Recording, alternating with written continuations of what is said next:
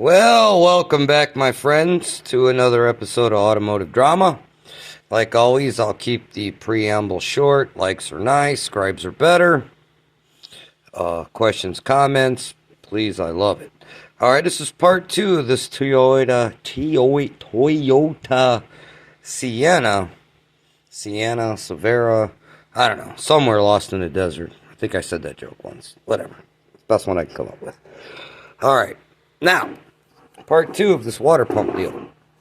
As you can see, I got the water pump on, and the pulley is on there. Now, I made a point about how the manual says this and that, and blah, blah, and blah. All my years of automotive experience, a lot of times it tells me differently. Anyways, I don't know if you noticed the white dot on the pulley. Yes, when I had the water pump off, actually, this one the new one came with studs, but it didn't come with any nuts. What good is a stud with no nut at the end? Think about that one for a while. But I did, right off the bat, check to make sure that the thread was the same for the water pump, because you never know, I'd put it on there and then I'd be finding nut. I'd have to go find some nuts somewhere.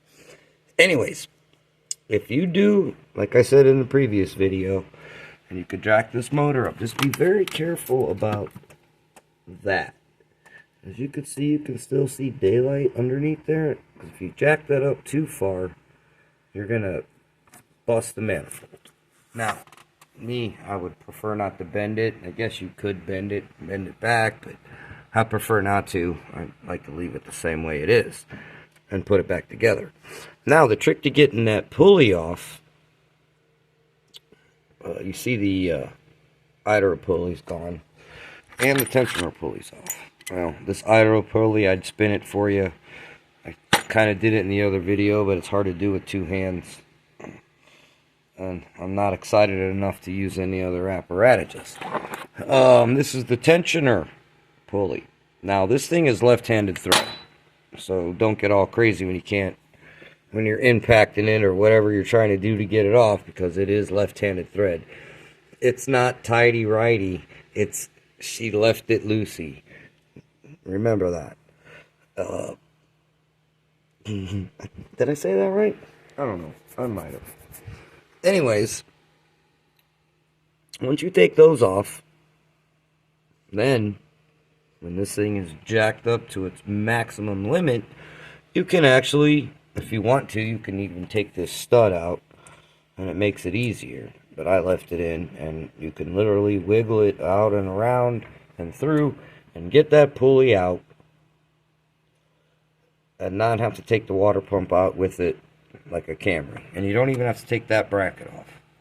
Now, I'm not saying it's any easier than a Camry. It's just different and pretty much about the same amount of work, but just designed differently. On a Camry, the hardest thing to do is that bracket. Everything else, once you get that bracket off, it's a breeze. Except for the pulley, which you can't get out because you have to take it out with the pump. But anyways, now, you see what you have to go through to actually get to this pump. And you see that big hole right there? There's an O-ring, and there's an O-ring there, and there's a hose there. That goes to this little bracket right here. And believe it or not, I'm showing you that stud and those two. And that bolt right there, you don't really have to worry about it when you're taking it apart, because you can't get to it. So if you actually put that one there and try to put it back together, you won't be able to get it backwards. I don't know. Maybe, maybe not. But it'll leak. Alright, that's about it. And stay tuned for more episodes. I mean, that's about as much as I could break it down for everybody. Also, I always use Permatex anti-seize on every nut, stud, bolt that I put on. It adds for a better torque, and if I ever have to work on it again, it'll come apart.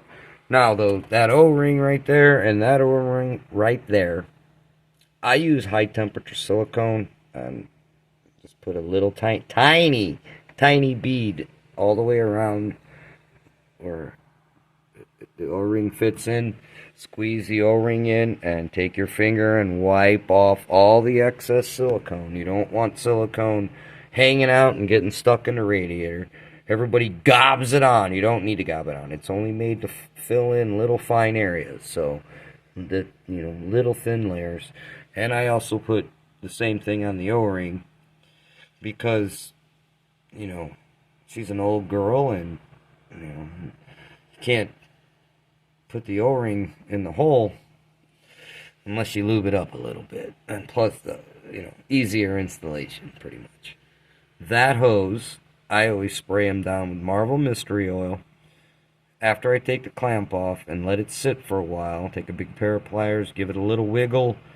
It'll bead up in the middle, squirt some Marvel in there, let it soak a little bit, and then I use my hose tool, and or even you wiggle it enough that you get that Marvel in there, it'll slip right off. Again, she's an old girl, she likes the lube, so always lube her up.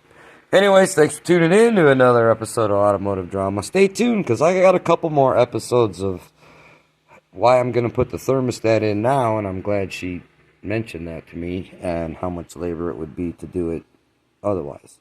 But for tonight, I'm done. I'm tired. I don't have a pulley. I got all kinds of more work, so I need to get some sleep.